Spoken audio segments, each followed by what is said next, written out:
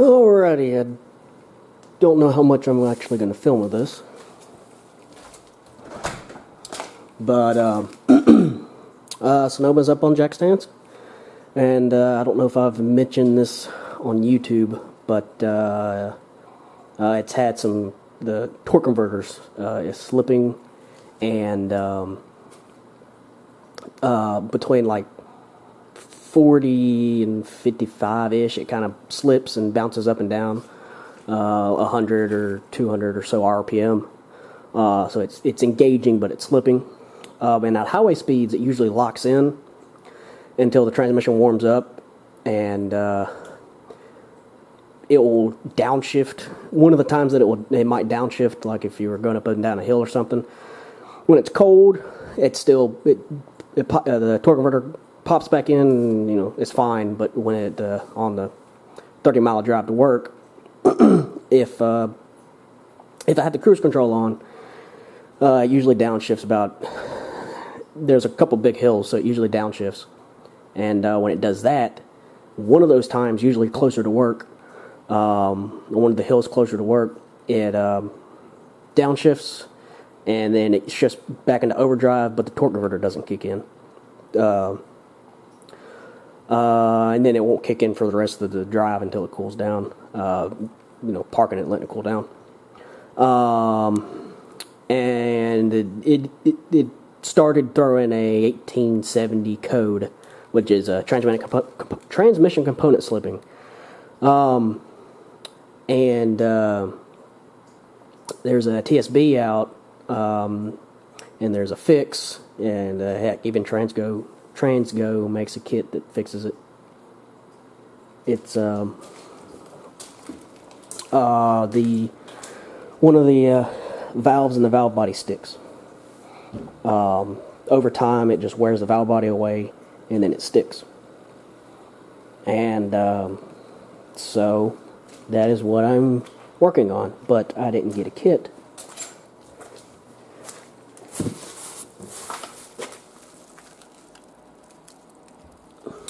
I got there's the pressure plate and gaskets,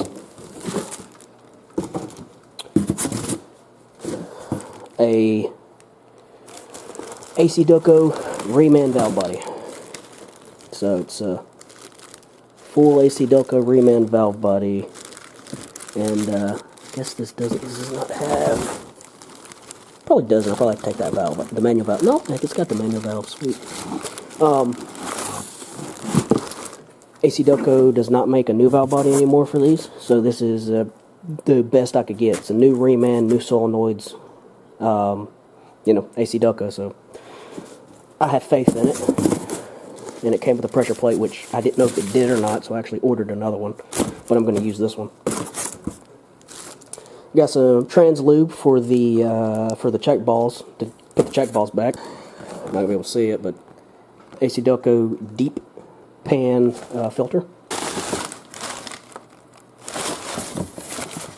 A brand new Dorman oil pan that has a drain plug, so I can actually service it without dropping the whole pan. Got a new old stock internal wiring harness with the torque converter solenoid. That's the whole reason I got the harness, because it came with of the solenoid.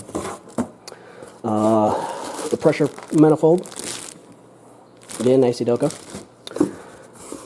These are some of the screens for the pressure plate, but the pressure plate has screens built into it. So I think these are not needed anymore. I'm almost positive they're not needed, because these should go in the place that the screens are on. So I don't need those, but those are only like $8 a piece.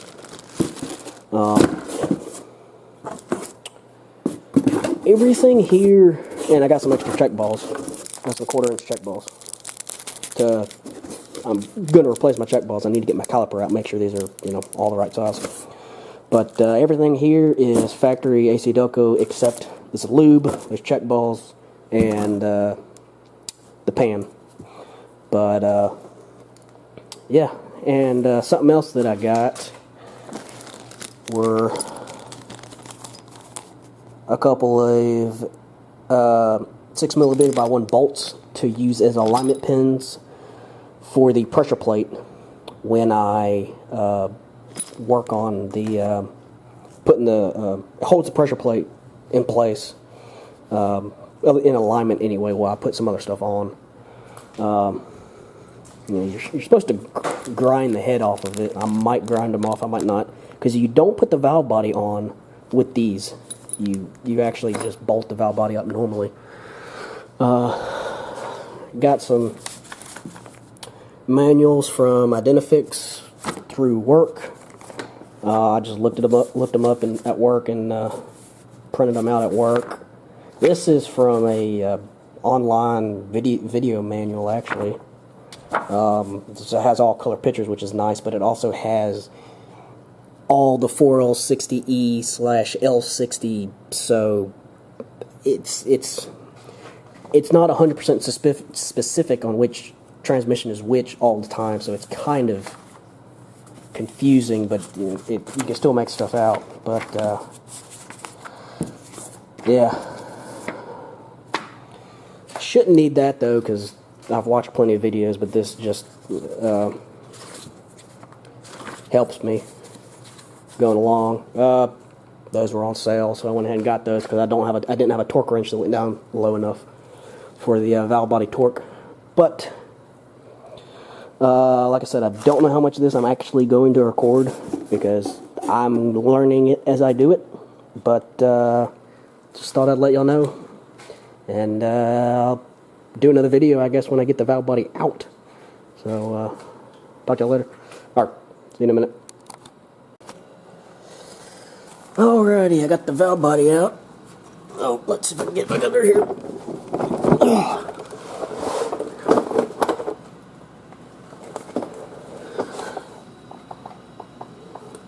Don't know if that light's any better, but there she is. There's the valve body, and the pressure plate, and the filter,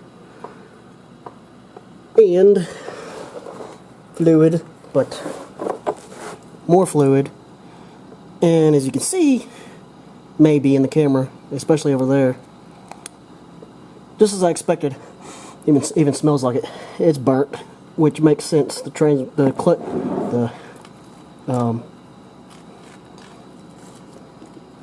Ooh, look at that magnet. Magnet's got a lot of crap on it. But that also makes sense. My Jeep had a lot of stuff on its magnet. Oh, wait a minute. That's not a magnet. That's a dimple in the pan, I think. Yeah, that's just a dimple in the pan. I think the magnet's somewhere over here. But you can see how dark that is. It's not supposed to be that dark. If you've seen transmission fluid, you know how light it's supposed to be. Yeah, this thing has 80,000 miles on it. You're supposed to flush your fluid about every, I don't know, 30 to 60,000, I think, is when you usually do a trans flush. But yeah, you can see how dirty that is. You can even see the clutch material up there in the corner. But yeah, it's been burnt, which also makes sense because when my transmission's slipping, the temperature I've checked with torque gets up to 260, and that's way too much. It's not supposed to get much more than 210, which is engine temperature in this. It's not supposed to get much more hotter than that. So it's burnt. So yeah, I'm definitely doing a flush. I got 15 quarts of fluid through work, so some Mobil 1 Dextron 6, which is the equivalent replacement.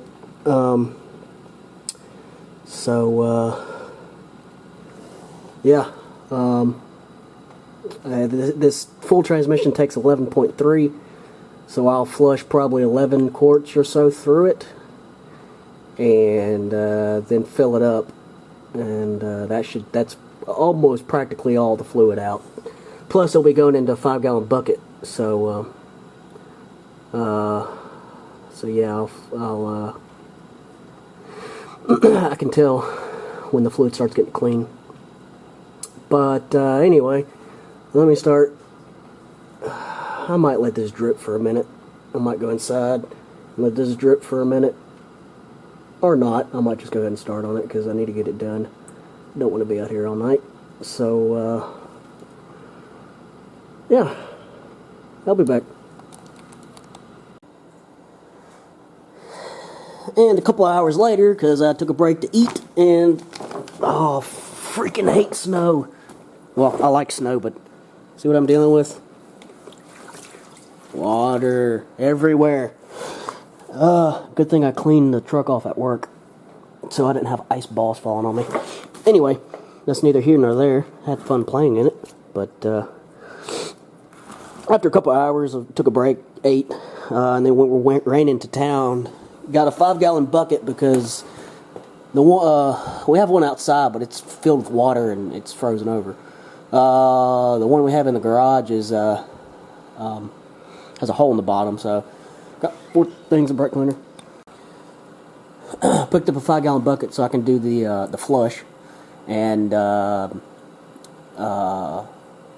also picked up 4 things of brake cleaner because I got into this and I was like, I don't have any brake cleaner, so yeah. But here's a valve body. All the check balls. Which check ball was it? Might have been. I think it was this one. This check ball right here was right here, and it was stuck.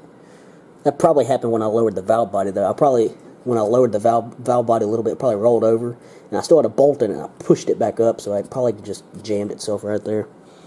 But yeah, this is a good idea. It gives me where the at least the valve body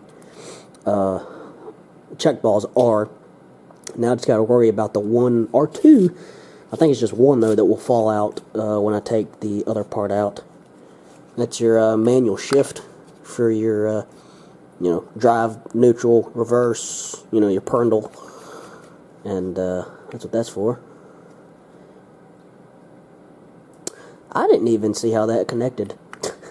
This was supposed to be connected to the your switch, and it came undone by itself. It shouldn't be that hard to do, but get that back in there. I think.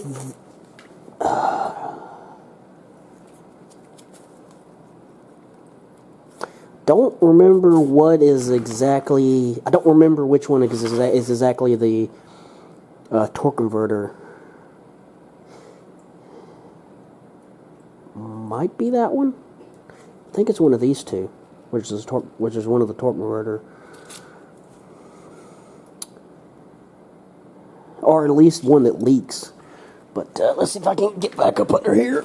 Oh, there's one of the valves right there. There's your lock for your feedback for your when you shift right here. That's your shift right there. It moves another valve right there, which I don't know where that goes. I don't think a ball came out right here. I didn't see a ball come out. I hope a ball didn't come out. Gotta take that off. There should be a ball somewhere right here. This should be where the other ball falls out. Somewhere right here. What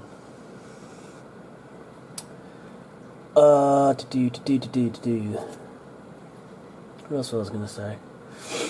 Oh, I did break a tab on the internal wiring harness. There's a green tab or blue tab. Right there, that green tab. I broke the lock off of it. Right there. So I'm glad I got a new harness. That's the only one. That's just because I was impatient. It was all the way over here, and I'm all the way back here.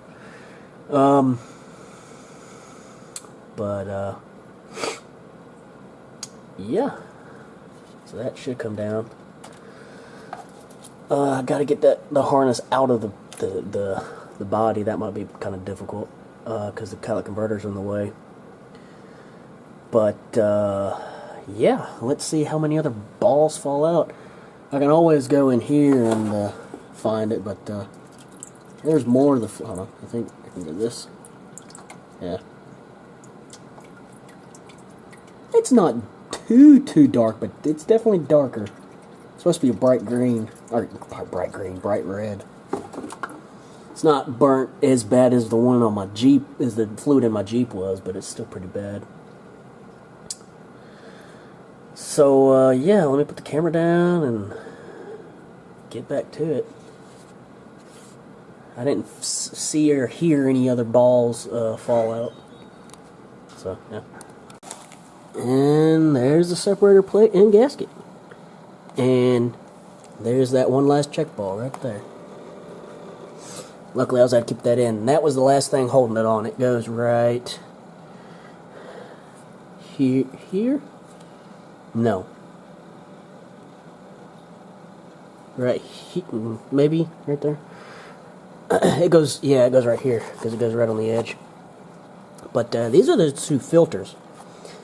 I don't think I need those on my new separator plate, because both new separator plates, they already have filters already in the separator plate, pre-built into them. So that's actually kind of nice. All the bolts, got all the bolts. I got one miscellaneous short. Crap, where'd it go? Right there. I think that's the miscellaneous short one. Yep. But I got those sheets of paper, and I also got a video that I've been watching, so that should be good. All of my valve body balls should be in the right spot, but I'm going to go ahead and double check. Look at some videos. That's supposed to be there. There should be 7. 1, 2, 3, 4, 5, 6, 7. And then 8. And then there's actually 10. There should be 2. There's 2 more pressed into the case. That the only way you can get is by taking the inside apart. Or, excuse me, there's a puller. There's a special puller that you need to pull those out. They're held in by retainers. So yeah, this is actually going pretty quick. I didn't think it would go slow. Of course, I am taking my time.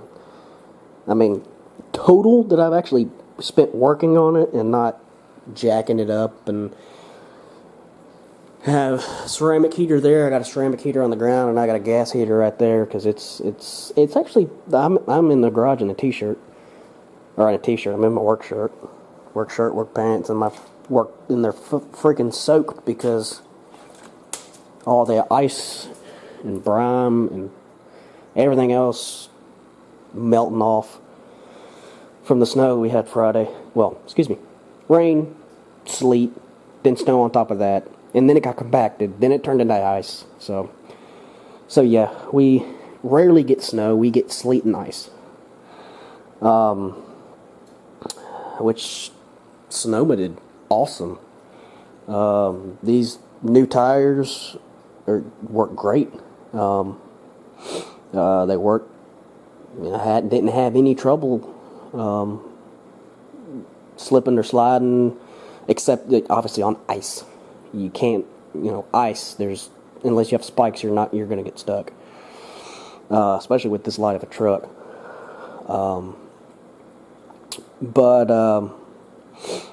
Yeah, got out of work at 2 o'clock on Friday, and so we got off early, and glad we did, because it got pretty bad at night.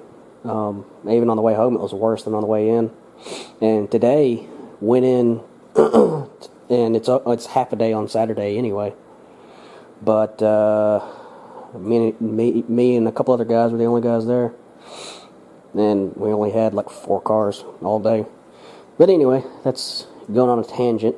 Let me get the other valve body out here. I'm probably going to set it on that to keep it as clean as possible. And, yeah. I'll come back in a minute. Alrighty, I don't remember where I left off last time, to be honest. Oh, I got a killer headache. Me and burnt transmission fluid did not go good together. When I did the transmission on my Jeep, and I had all that burnt transmission fluid, I was the same way. Had a really bad headache. But anyway, old valve body, old pressure plate, old wiring harness, the old paint, well, factory pan. Oh boy. This was definitely not as hard as I thought it would be, especially when you have all the details on what needs to go where and blah blah blah blah blah. Oh, it's midnight. I just want to get this done. Well, I want to get this done. I am done. Except putting the filter on the pan, and then I still got to flush it, so I got to dig out the transmission lines. And there it is. New valve body, new pressure manifold, new wiring harness, put the new check balls in there. Yeah, I cleaned up the mating surfaces on the transmission. Oh boy. Put the detent roller, blah blah blah. It's back in there. Like I said, actual time working. I probably spent 2 hours doing this. I went in to eat. That took about 30 minutes. Then went in town. Had to get some brake fluid or brake cleaner and stuff. I think I remember recording that. Yeah. That. Guess that's okay. Well, us.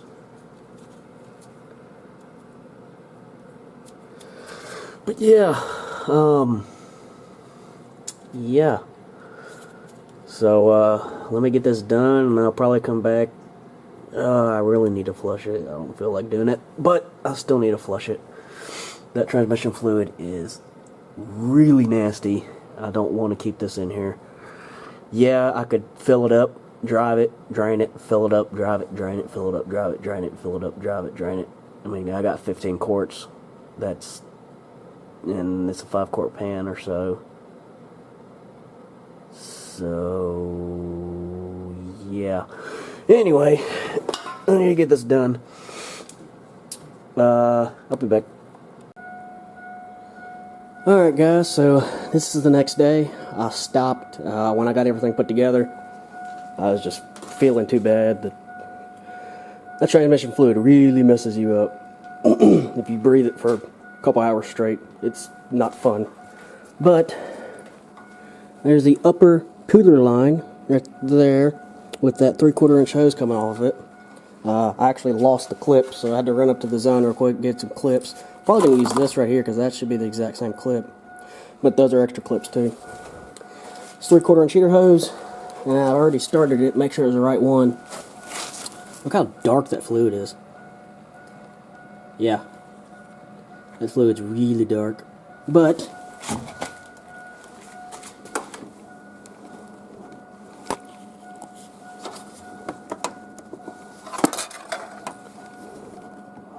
and it's leaking. Of course it is. But whatever, it works.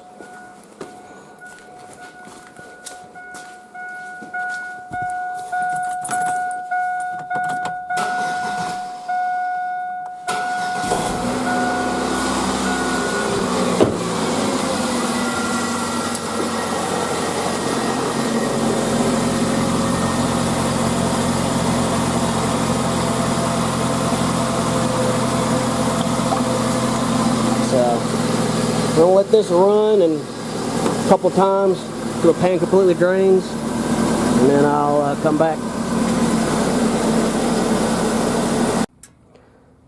Alrighty, and here we are. Got everything back together, got everything flushed, got all new fluid in it. Well, you know, as much as the old fluid as I could get out of it. Took it on test drive, and at first it kind of scared me because all I had was second and third, and I couldn't figure out why, and I was kind of getting mad. And when I was at the gas station filling up, I was like, wait a minute. I didn't plug my connector back in. And of course it threw codes. After the fact, I figured out I had practically every transmission code you could think of. But my check engine light's already on for evap and for the slipping that it was doing. So I didn't think of it. But got up under at the gas station, plugged it in. So far, it's working fine.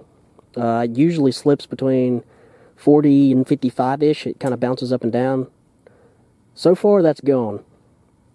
The real test will be tomorrow, going to work. But so far, seems to be doing good. So I'll keep you posted if something happens. Yeah, talk to y'all later. Bye. Alrighty, thought I'd tack this into the end. It snowed again. And this time it was actually snow. Nice powdery snow. Wasn't sleet, it was actually snow. But this isn't even Memphis anymore. It snowed, sleet, ice, whatnot, twice within 4 days. It did it Friday. Kind of sparkled barely Saturday. Didn't do anything. Basically residual. And then last night, at about 9, 10 o'clock or so, it started snowing. And was snowing on the way to work this morning. It was pretty much a whiteout this morning. Back roads are still covered. The highways were covered this morning. The highways are practically clear now. But anyway, it's crazy that it's done this so close together. Considering it usually only snows once in Memphis a year. But anyway, drove to work today and drove it home, and I didn't feel it or see it or looking at torque, didn't see it doing anything slipping wise. So of course it's 10 degrees out here, probably colder now. It's supposed to get like 2 degrees tonight, but it's cold. It'll really, once the temperature starts warming up, that will be the real test. Because when it was really cold, it didn't really have a tendency to stick at highway speeds. It would still do it at low speeds, but not highway speeds. Yeah, I just thought I'd tack this in at the end. That so far it's still doing good, but with the temperatures the way it is, I won't really be able to test till it starts getting hot again. Well, I say hot, getting back into the 40s, 30s, 40s, whatever. Not 10 degrees, 5 degrees, whatnot. Yeah, just thought I'd tack that in at the end. Oh, man. I love snow and all, and this is nice, but I'm working, so it doesn't really help. I used to like it because I'd get out of school, but it doesn't help when you're working. You still got to go in. But anyway, trucks and Jeeps are covered in snow and ice. Battery in the Yukon's dead. Jeep's sitting on 2 flats on the trailer. I need to unload it, take those tires to work, and fix them. But anyway, I'll talk to y'all later.